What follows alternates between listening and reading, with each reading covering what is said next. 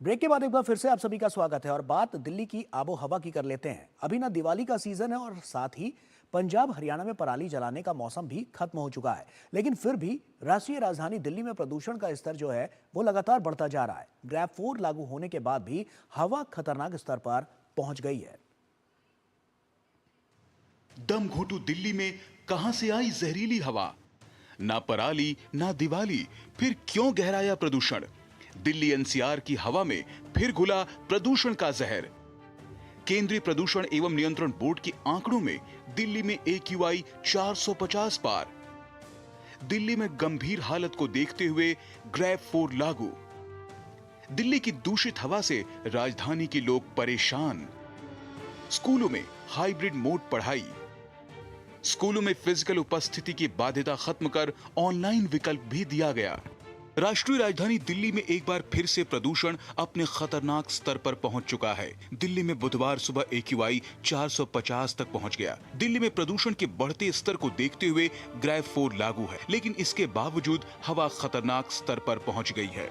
निर्माण गतिविधियों और शहर में ट्रकों के प्रवेश पर प्रतिबंध सहित सख्त उपायों के बावजूद कई क्षेत्रों में प्रदूषण में काफी बढ़ोतरी देखी जा रही है। दिल्ली में प्रदूषण का स्तर ऐसे समय में बढ़ रहा है जब ना दिवाली है और ना ही पराली जलाई जा रही है।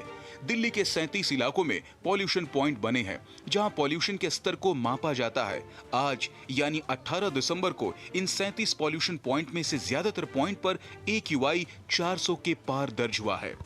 बुराड़ी क्रॉसिंग में AQI 483, आनंद विहार में AQI 481, नेहरू नगर में AQI 480, अलीपुर और मुंडका में AQI 473, CRRI Mathura road, Patparganj और रोहिणी में AQI 466 दर्ज किया गया। साथ ही नरेला और सोनिया विहार में AQI 463, RK पुरम में AQI 462, द्वारका सेक्टर 8 में AQI 457, ITO में AQI 455, IGI हवाई अड्डा T3 में AQI 418 और लोधी रोड 392, चांदनी चौक में AQI 373 दर्ज किया गया है।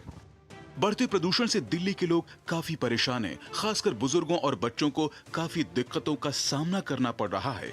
बहुत दिक्कतें हो रही हैं, सांस लेने में परेशानी हो रही है।